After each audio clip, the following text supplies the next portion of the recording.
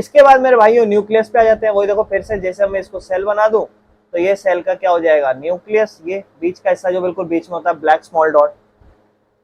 Nucleus क्या होता है? न्यूक्लियस मेरे भाइयों कंट्रोल सेंटर है सेल का, दिमाग है एक तरीके से।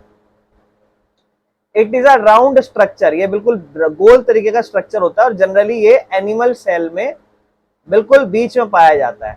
और थोड़ा सा साइड में अगर आप देखोगे, हल्का जैसे मान लो नीचे कहीं साइड में इस तरीके से यहाँ, या फिर जनरली मान लो इस तरीके से, जैसे मान लो ये एक सेल हुआ तो यहाँ थोड़ा सा साइड में ये पाया जाता है। एनिमल्स में तो बिल्कुल बीच में पाया जाएगा, लेकिन प्लांट्स में थोड़ा सा नीचे पाया जाता है। और इसका स्ट्रक्चर क्या है, स्ट्रक्चर की बात कर रहे हैं, ढांचा कैसा होता है। कह रहा है इसके स्ट्रक्चर में न्यूक्लियर मेम्ब्रेन होती है। मतलब जैसे ये सेल है मान लो, तो सेल के बीच में आप क्या बनाओगे, न्यूक्लियस। तो न्यूक्लियस की भी एक बाउंड्री होती है जो कहलाती है न्यूक्लियर मेम्ब्रेन, ठीक है ना। क्या कहता है इसको, it is a outer cover of the nucleus. जैसे कि एक वॉल होती है ना एक कमरे के चारों ओर, वो है। इसके बाद मेरे भाइयों एक और है न्यूक्लियोप्लाज्म। मतलब जैसे मान लो मैं न्यूक्लियस को और जूम कर दूं, मान लो ये न्यूक्लियस है, ये वाला हिस्सा था ना, इसको मैंने और जूम कर दिया, न्यूक्लियस है, तो ये क्या कहलाएगी, बाउंड्री न्यूक्लियर मेम्ब्रेन। और ये न्यूक्लियोप्लाज्म क्या कहलाएगा, जो भी न्यूक्लियस के अंदर सब क्या है, फ्लूइड है अंदर, जेली की तरह इसके अंदर भी। और इसके बाद एक आता है न्यूक्लियोलस, एक छोटा सा डेंस मतलब घना स्पॉट, जिसकी कोई मेम्ब्रेन नहीं है, ठीक है ना, वो इनसाइड दैट मेक्स राइबोसोम्स। मतलब न्यूक्लियोलस क्या होता है मेरे भाइयों, एक छोटा सा डेंस घना सा स्पॉट होता है जिसकी कोई बाउंड्री नहीं है, जो राइबोसोम्स या रिबोसोम्स बनाता है। इसके बाद आता है क्रोमोसोम्स। क्रोमोसोम्स जो होता है वो एक थ्रेड लाइक स्ट्रक्चर होता है, धागे की तरह ऐसा थ्रेड लाइक स्ट्रक्चर, जिसके अंदर जीन्स या डीएनए, आपके शरीर की सारी जानकारियां होती हैं न्यूक्लियस के अंदर। न्यूक्लियस का स्ट्रक्चर क्या है, क्या क्या होता है, न्यूक्लियर मेम्ब्रेन बाउंड्री, बीच का पूरा हिस्सा न्यूक्लियस का अंदर का, वो सब क्या कहलाता है, न्यूक्लियोप्लाज्म। और न्यूक्लियोलस क्या होता है, एक छोटा सा डेंस स्पॉट होता है, नॉन मेम्ब्रेन बाउंड स्ट्रक्चर है इनसाइड, जो न्यूक्लियस के अंदर, जो राइबोसोम्स बनाता है। राइबोसोम्स का काम हम ऑलरेडी पढ़ चुके थे, क्या होता है राइबोसोम्स का काम, क्या करना, प्रोटीन बनाना। याद है हमने थोड़ा सा पढ़ा था राइबोसोम्स, जब हमने यूकैरियोटिक प्रोकैरियोटिक को पढ़ा था। इसके बाद मेरे भाइयों chromosome, very important topic. Chromosome बहुत इंपॉर्टेंट है, ये भी न्यूक्लियस में पाया जाता है। और ये क्रोमोसोम क्या होता है, एक धागे जैसा स्ट्रक्चर होता है, धागा यूं एक धागा निकलता आ रहा है, ऐसे ऐसे धागा। और इसके अंदर जीन्स कैरी होते हैं, डीएनए होता क्या, इसके बारे में हम अच्छे से पढ़ेंगे। अब पढ़ते हैं अच्छे से। कहता है न्यूक्लियस के अंदर क्या पाया जाता है, कहता है न्यूक्लियस के अंदर क्रोमोसोम पाया जाता है।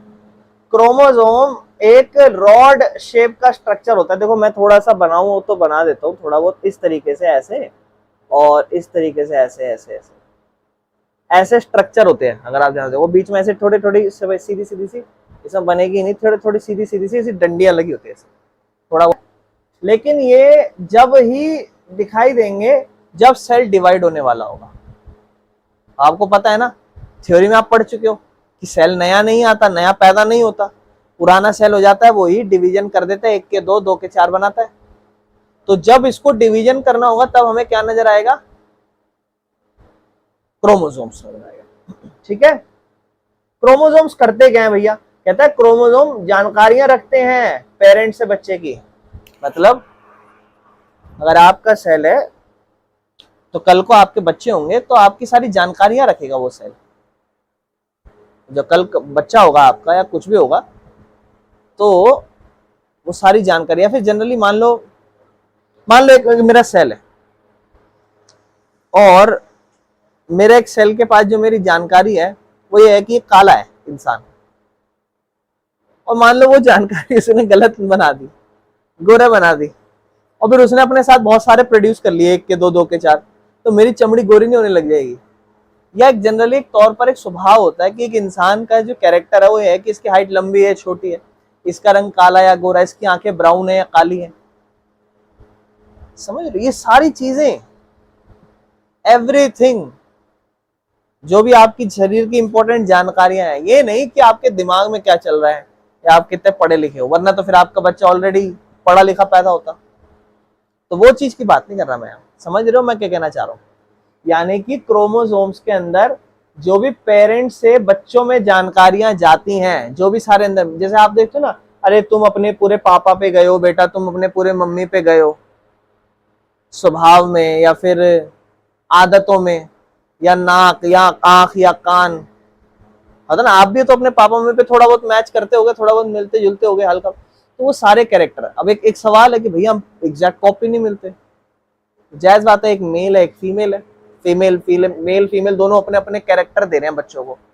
तो थोड़ी आदतें माता जी की, थोड़ा पिताजी की, मम्मी पे हाइट चली गई, पापा पे रंग चला गया, इस तरीके से, समझ रहे हो? और जो जानकारियां होती हैं वो डीएनए की फॉर्म में होती है।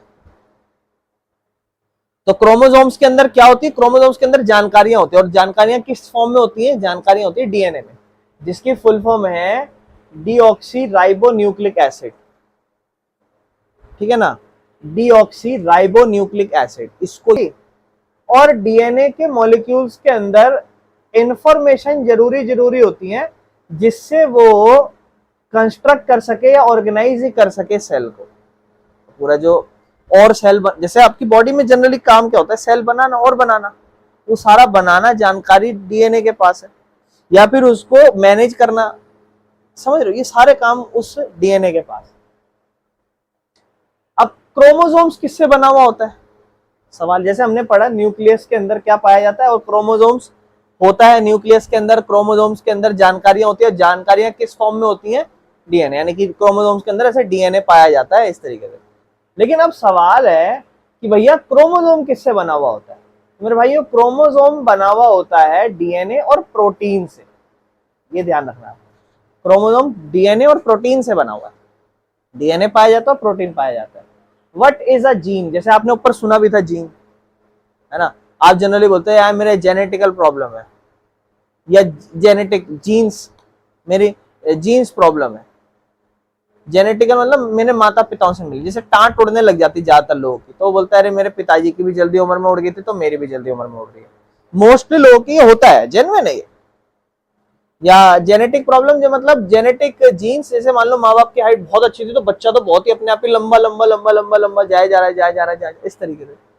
या माता पिता छोटे तो फिर समझ लो कि भैया है ना, ऐसा हो जाता है ना, तो ये है। तो कहने का मतलब है कि ये जीन क्या है भैया? तो जीन ना डीएनए का छोटा सा हिस्सा होता है। अब ये डीएनए का भी छोटा हिस्सा है।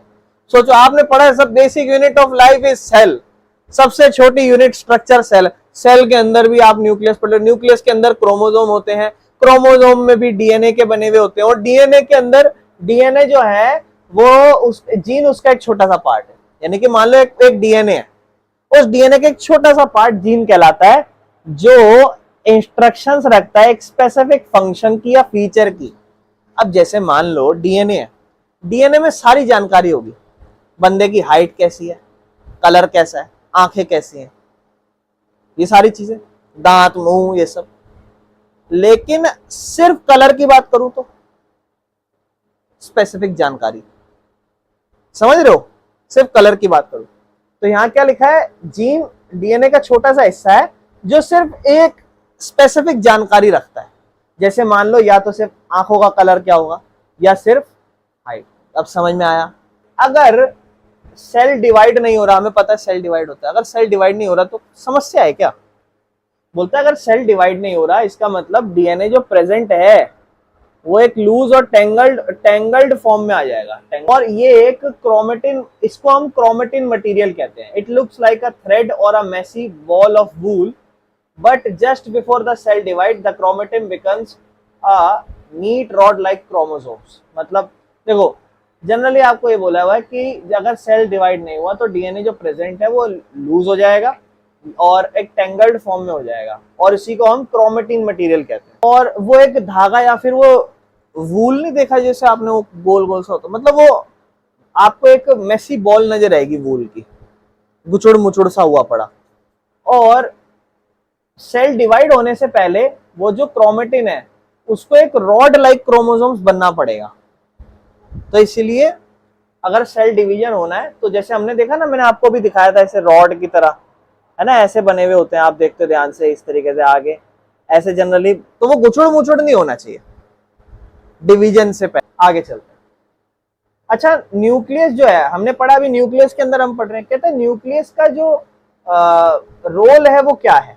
तो न्यूक्लियस का जनरली देखो सिंपल है, हम पढ़ चुके हैं, न्यूक्लियस के अंदर क्रोमोसोम होते हैं, क्रोमोसोम में हमारी जानकारियां होती हैं, और एक टाइम बाद जब सेल डिवीजन होना होता है तब क्रोमोसोम या डीएनए हमें दिखाई देते हैं, तो सेल डिवीजन उनका काम है। यानी कि न्यूक्लियस का काम क्या है ये समझ लो आप। तो न्यूक्लियस का काम है एक पर्टिकुलर टाइम बाद जो है उस सेल को फिर से रिप्रोड्यूस करो या डिवाइड कर दो नए दो सेल। एक सेल है अपने से एक नया सेल बनाएगा, अलग कर देगा और खुद अलग हो जाएगा, फिर खुद एक टाइम बाद गायब, और वो नया सेल फिर आगे अपना काम चलाता रहेगा। बाकी पूरे सेल में क्या क्या काम चल रहा है उसको कंट्रोल करता है, ठीक है ना।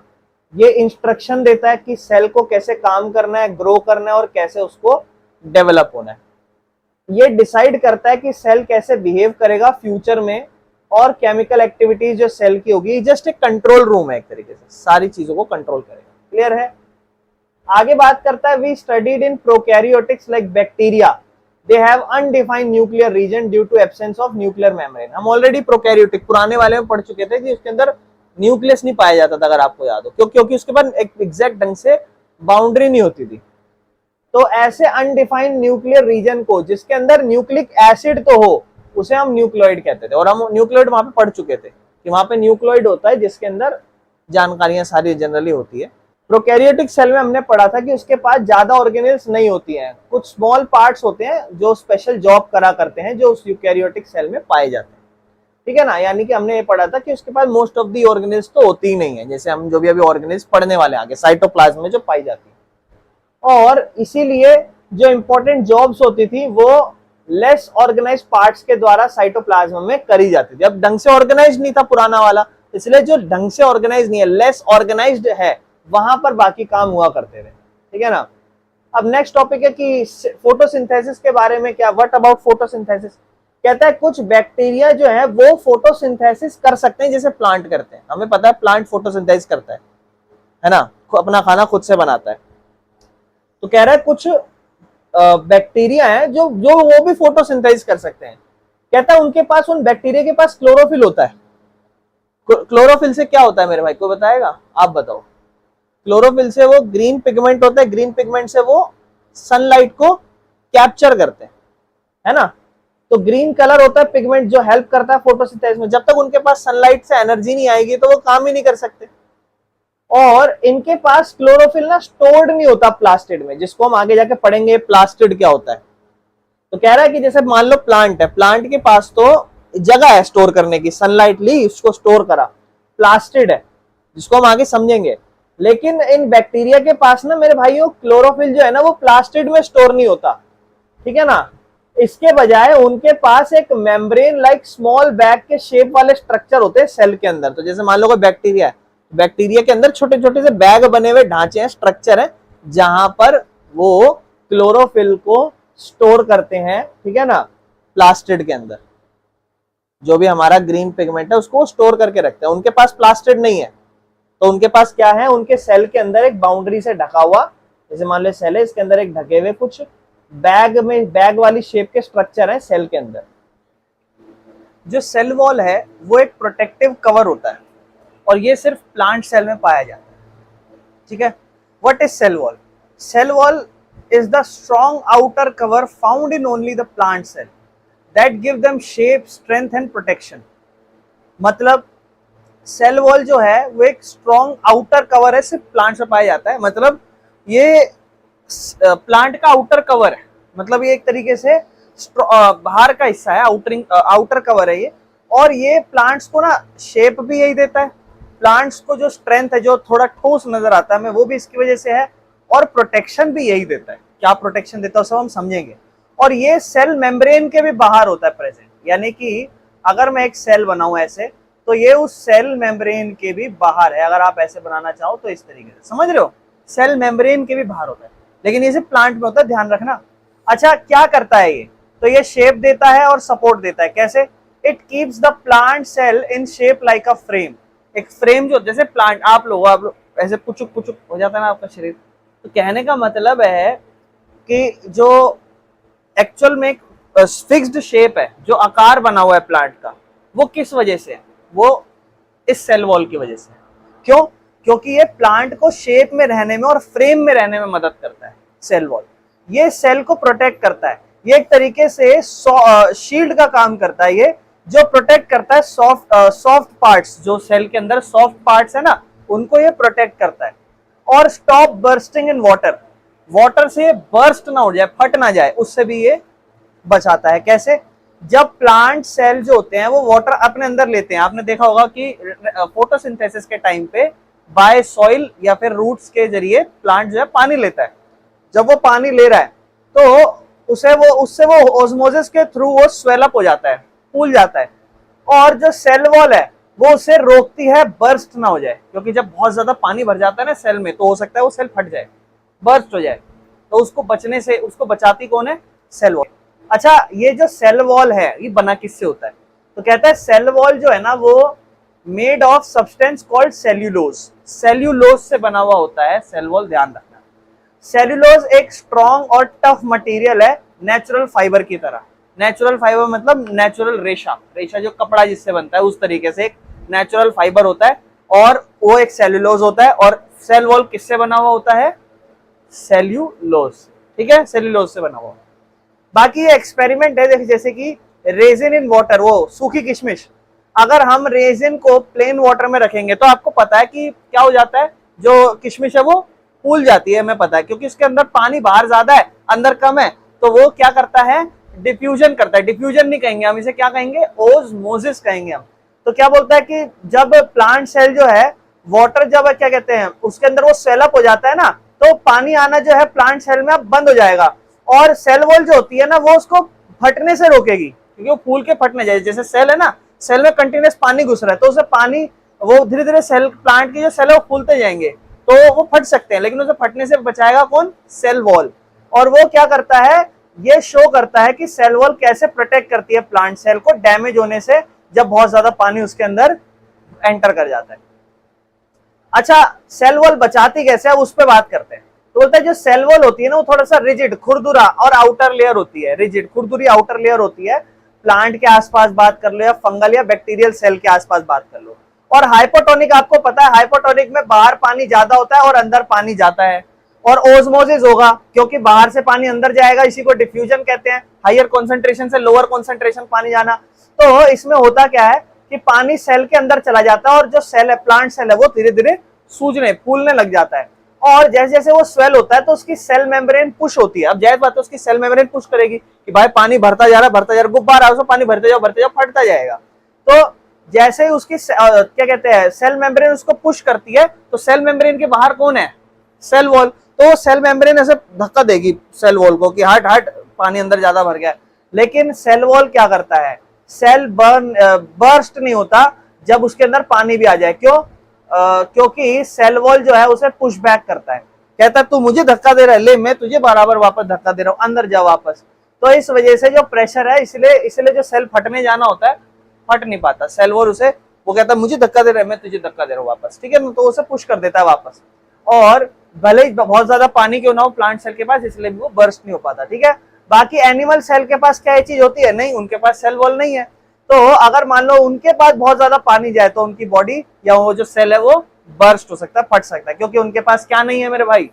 सेल वॉल नहीं है, ठीक है ना। Therefore cell with walls can withstand larger changes in their surrounding without damage. इसलिए सेल वॉल जो है ना अपनी वॉल के साथ अपने अंदर बहुत सारे बदलाव कर सकता है बिना डैमेज पड़े, है ना। अच्छा, when a living plant cell loses water through osmosis the inside of the cell shrink. अब ये तो आपको पता ही है, जब पानी वो लूज कर देगा, सेल से बाहर पानी चला जाएगा, तो जाहिर बात है वो सेल क्या हो जाएगा? सिकुड़ जाएगा, है ना।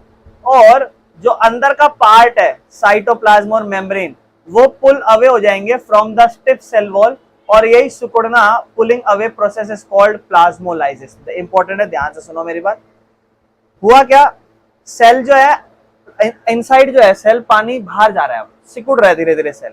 जब सिकुड़ने लग जाएगा तो जो सेल का अंदर का पार्ट है, जैसे कि साइटोप्लाज्म और मेम्ब्रेन, वो अपनी सेल वॉल से दूर दूर खींचने लगेगा, पुल अवे, दूर होने लग जाएगा, और उसी सिकुड़ने और पुलिंग अवे के प्रोसेस को हम प्लाज्मोलाइसिस कहते हैं। चलो अब नेक्स्ट टॉपिक पे हम शुरुआत कर रहे हैं हमारी, दैट इज सेल ऑर्गेनेल्स। ठीक है ना, सेल ऑर्गेनेल्स क्या होती है?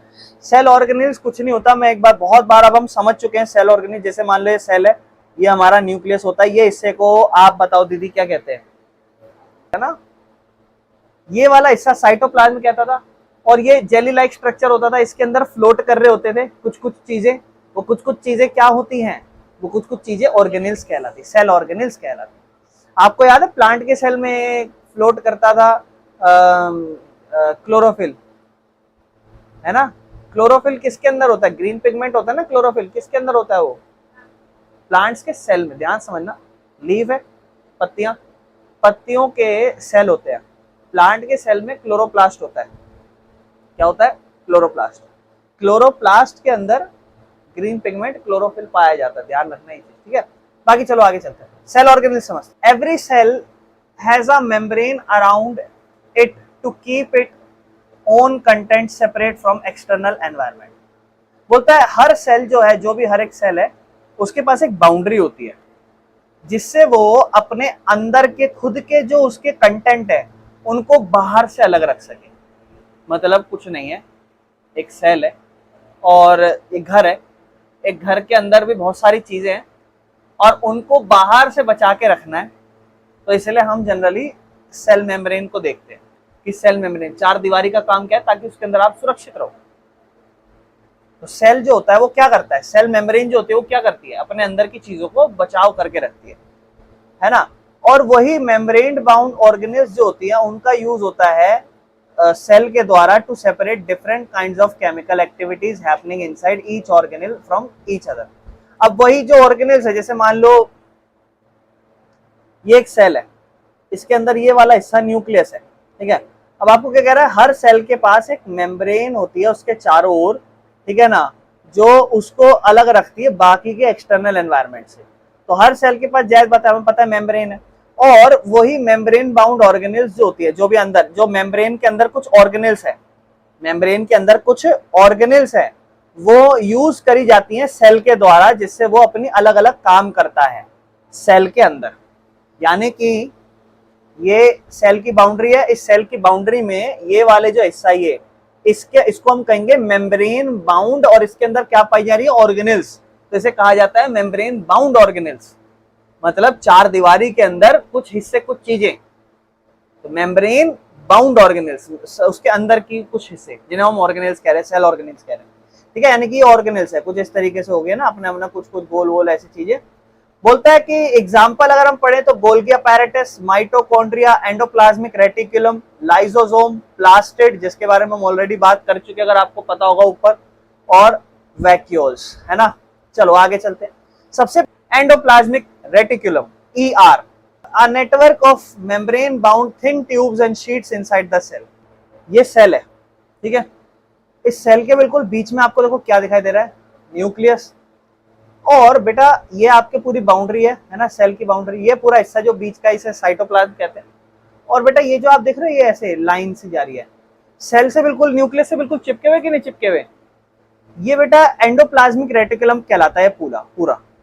और इस पूरे को आप देखोगे तो कुछ इसमें से स्मूथ ER कहला रहा है, ER मतलब एंडोप्लाज्मिक रेटिकुलम शॉर्ट फॉर्म है, और बेटा कुछ रफ ER कहलाया जा रहा है।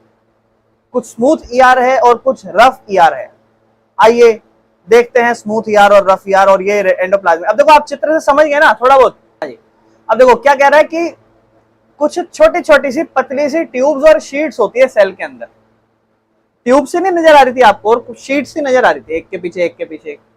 तो मेम्ब्रेन के अंदर पतली सी ट्यूब्स या फिर शीट्स सेल के अंदर जो पाई जाती हैं उन्हें हम कहते हैं ER, एंडोप्लाज्मिक रेटिकुलम। और ये दो तरीके की होती हैं, स्मूथ एंडोप्लाज्मिक रेटिकुलम और रफ एंडोप्लाज्मिक रेटिकुलम, ठीक है? एंडोप्लाज्मिक रेटिकुलम का रोल क्या है, काम क्या करते हैं जी? ये कहता है RER। अब देखो यहाँ पे दो अलग अलग है ना, ये आपको पता है, दो अलग अलग है, एक रफ एंडोप्लाज्मिक रेटिकुलम और एक स्मूथ एंडोप्लाज्मिक रेटिकुलम, RER और SER। तो RER का जो काम है वो रफ होता है, क्योंकि ना वो राइबोसोम्स जो होता है ना वो अटैच होता है उसके सरफेस पे, और इसीलिए वो रिस्पॉन्सिबल होता है मैन्युफैक्चरिंग ऑफ प्रोटीन्स। राइबोसोम का क्या काम होता था? प्रोटीन बनाने का ही काम होता था, अगर आपको थोड़ा सा याद होगा। तो जो रफ वाला है वो अटैच होता है, राइबोसोम्स उसके साथ अटैच होता है, और जो रिस्पॉन्सिबल होता है प्रोटीन बनाने के लिए। और स्मूथ वाला क्या करता है? No ribosomes on its surface, इसके सरफेस में कोई राइबोसोम्स नहीं, ठीक है ना। ये स्मूथ दिखाई देगा आपको, और ये आपकी मदद करेगा ऑफ लिपिड फैट मॉलिक्यूल्स को बनाने में। अब ये क्यों बना रहे हैं हम, क्यों बना रहे हैं हम मिस्ट्री? आप जब स्टार्टिंग में पढ़ चुके हो कि आपकी सेल मेम्ब्रेन किससे बनी हुई है? लिपिड और प्रोटीन से। तो आप खुद सोचो ना, इन दोनों का काम एक तरीके से क्या हो गया ना, इनकी वजह से ही तो सेल मेम्ब्रेन स्ट्रॉन्ग है। तो this is the site of synthesize of carbohydrates and lipids. ये एक साइट है जहां पर कार्बोहाइड्रेट और लिपिड्स जो है पाई जाती हैं, ऐसे समझ लो। बाकी ये साफ सफाई भी कर रहे हैं, डिटॉक्सिफाई भी कर रहे हैं हार्मफुल केमिकल्स लिवर सेल्स में, ठीक है, ध्यान रखना। और जो एनिमल्स होते हैं बैकबोन के साथ, जैसे हम लोग बैकबोन के साथ है, तो जो जो एनिमल्स बैकबोन के साथ होते हैं, जो ये जो है वर्टेब्रे जो लिखा हुआ है, वर्टेब्रे, यहाँ जो हमारे पीछे रीढ़ की हड्डियां होती हैं, ये जिन जिन के पास होती है, उनके जो लिवर के सेल्स होते हैं, लिवर के सेल्स, तो उन लिवर के सेल्स में ये क्या काम भी करते हैं? डिटॉक्सिफाई करना या फिर साफ सफाई करना, ठीक है। और प्रोटीन और लिपिड्स जो ईआर के द्वारा बनाए गए हैं, वो बिल्डिंग करती हैं सेल मेम्ब्रेन की, इसीलिए इसे मेम्ब्रेन बायोजेनेसिस कहते हैं। अब देखो वही पॉइंट तो आ गया, ये तो हम पढ़ चुके हैं। कुछ प्रोटीन्स और लिपिड्स जो है एंजाइम्स के तौर पर भी काम करते हैं, एंजाइम्स के तौर पर। यूजुअली प्रोटीन जो होता है ना, वो केमिकल रिएक्शंस जो होते हैं लिविंग ऑर्गेनिजम्स में या हॉर्मोन्स में, वो ज्यादातर तौर पर काम करता है प्रोटीन ज्यादातर ये काम करता है। आपको पता भी होगा, स्टमक याद है? स्टमक में पेप्सिन एंजाइम्स होता है, प्रोटीन का एंजाइम्स होता है, जो रिलीज होता है आपके स्टमक को खाना को डाइजेस्ट करने में या बैक्टीरिया को मारने में। तो कुछ प्रोटीन्स या लिपिड जो है वो एंजाइम्स का भी काम करते हैं। एंजाइम्स जो बेटा आपका ना डाइजेस्ट करने में और भी बॉडी में चीजों को मारने में, या फिर आपका खाना अच्छे से डाइजेस्ट हो उसके में मदद करते हैं। अच्छा, ईआर का काम क्या है? ईआर का काम सिंपल है, ट्रांसपोर्ट करना मटेरियल्स का, बना के ट्रांसपोर्ट करना है ना, ज्यादातर स्पेशली क्या, प्रोटीन्स को, ठीक है ना। कहां कहां? बहुत सारे साइटोप्लाज्म के इलाकों में। साइटोप्लाज्म के कुछ इलाके, साइटोप्लाज्म होता है ना सेल के अंदर का जो पार्ट होता है, ये बीच में जो होता है सारा, इसके इलाकों में क्या प्रोवाइड करना? साइटोप्लाज्म और न्यूक्लियस के बीच में जो भी इलाके हैं उन सब में क्या प्रोवाइड करना? प्रोटीन को ट्रांसपोर्ट करना, ट्रांसपोर्ट करने का काम है, ठीक है। बाकी ये मदद भी करता है बेसिक स्ट्रक्चर बनाने में या कंपोजिशन या ऑर्गेनाइजेशन बनाने में साइटोप्लाज्म का, या सेल की शेप बनाने में भी मदद करता है। ये भी एक पॉइंट लिख सकते हो आप कि ईआर का काम है शेप देना, सेल को शेप देना है। बाकी जो इसके its surface provide platform where important chemical reaction take places. बाकी इसका जो सरफेस है वो ऐसे इंपॉर्टेंट केमिकल रिएक्शंस भी प्रोवाइड करता है, उनको प्लेटफॉर्म्स प्रोवाइड करता है। बहुत बहुत इंपॉर्टेंट पॉइंट सारे लगभग मोस्टली कवर हो गए हैं। आप देखो स्मूथ और रफ में फर्क दिख रहा है, हैं? ये पीले पीले डॉट दिखाई दे रहे हैं, ये क्या है? वेरी गुड, क्या है ये? राइबोसोम। तो आपको पता होगा ना, अगर आप ध्यान देखो, आपको उसने बोला था वहां पे, है ना। ये देखो, अब ये अभी हमें बहुत सारी चीजें पढ़नी है। ये सेल का न्यूक्लियस है, और उसके बाद देखो ये चिपका हुआ है ना चारों तरफ। बाकी देखो रफ वाले आपको डॉट डॉट डॉट दिखाई दे रहे हैं यहाँ पे, हल्के से डॉट डॉट डॉट। और स्मूथ वाले ढूंढो कहाँ हैं? स्मूथ वाले यही होंगे, ठीक है। चलें जी आगे। आप देखो ये हमारा सेल है, और ये एंडोप्लाज्मिक रेटिकुलम है, देखो चारों तरफ है ना ईआर, उसमें आपको डॉट डॉट वाले स्मूथ और रफ दिख जाएंगे दोनों। और उसके जस्ट तुरंत बाद देखो क्या आ रहा है, पिंक पिंक है, देख रहे हो ना आप? क्या है ये? गोल्गी अपैरेटस ये। और ये क्या लिखा हुआ है इनके आगे? Transport vesicle. आओ अब इस पे पढ़ते हैं। हमने पढ़ा ईआर में हमारे प्रोटीन और लिपिड बन रहे हैं, और फिर वो ट्रांसपोर्ट होने के लिए बन रहे हैं। बाकी कहता है सबसे पहले इसको कैमिलो गोल्गी ने इसको डिस्कवर करा। और ये क्या है?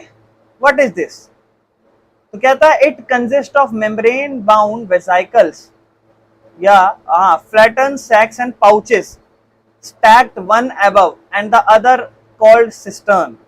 The membrane are having connections with membrane of ER. आप देखो कैसे एक के ऊपर एक नहीं दिख रहा आपको, ये एक के ऊपर एक के ऊपर एक के ऊपर थैली टाइप है। तो आपको इसने यही बोला हुआ है कि ये एक के ऊपर एक, इन सबको सिस्टर्न कहते हैं, एक एक को आप सिस्टर्न कहोगे, देखो है ना। और आपको कह रहा है कि ये मेम्ब्रेन बाउंड वेसिकल्स होती हैं, ठीक है ना। फ्लैटन सेक्स पाउच समझ लो, या फ्लैटन सेक्स ऐसे जिनके अंदर कुछ ना कुछ भरा हुआ हो, सेक्स जनरली उन्हें कुछ भरा हुआ हो, ठीक है, ऐसे कुछ पाउच टाइप, और एक के ऊपर एक होते हैं ये तो इनके जनरली इनकी शेप आकार के ऊपर बात करिए, ठीक है। आगे ये, और इसने एक चीज और बोली थी लास्ट में कि इसकी जो मेम्ब्रेन है उनका कनेक्शन होता है ईआर की मेम्ब्रेन का, मतलब दोनों आपस में इनका थोड़ा पड़ोसी पड़ोसी हैं एक दूसरे के, है। अच्छा, ये जनरली ईआर के पास पाया जाता है। काम क्या है इसका? मॉडिफाई करना प्रोटीन और फैट को जो ईआर ने बनाया है, और उन्हें फाइनल टच देना। यानी कि एक फैक्ट्री है और फैक्ट्री के बगल में ऑफिस है, फैक्ट्री में बना, ऑफिस में समझ लो ऐसा, फैक्ट्री है, फैक्ट्री के बाद उसको फिनिशिंग में बनाया, मतलब खेत है, खेत के बाद फिर फैक्ट्री है। माल एक तरफ कच्चा माल बन रहा है और उसको फिनिशिंग देना किसका काम है? गोल्गी अपैरेटस को, एक तरीके से है, क्या करना है, एक तरीके से फाइनल टच देना कि अब ये बिकने योग्य है, इसको माल को बेच दो, ठीक है ना। और किसके अंदर? सिस्टर्न के अंदर। सिस्टर्ने लिखा हुआ है, ये सिस्टर्न हो गए, मल्टीपल सिस्टर्न को सिस्टर्न्स कहते हैं, ये जनरली सिस्टर्न ही होगा, है ना। और बहुत सारी सिस्टर्न को हम मल्टीपल सिस्टर्न को सिस्टर्न ही कहते हैं, ठीक है ना। बाकी क्या कहते हैं, काम क्या है इनका? सोर्ट करना। सोर्ट समझते हो?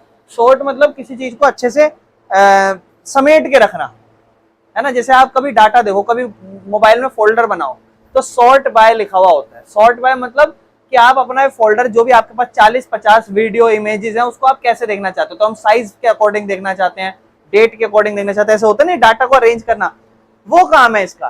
क्या करना? सॉर्ट करना या पैकेज करना इन सबका, ठीक है ना। किसके अंदर? वेसिकल्स के अंदर, जो टाइनी मेम्ब्रेन बबल्स होते हैं। अब देखो वेसिकल, आप ध्यान से देखना, मैं आपको दिखाता हूं, देखो दिख रही है, ध्यान से देखो, ये टाइनी वेसिकल्स दिख रही है, छोटी छोटी वेसिकल्स, इसके अंदर इन्हें सॉर्ट करके और पैकेज करता है, ठीक है, मतलब पैक करके इसके अंदर इन्हें रखता है, ठीक है।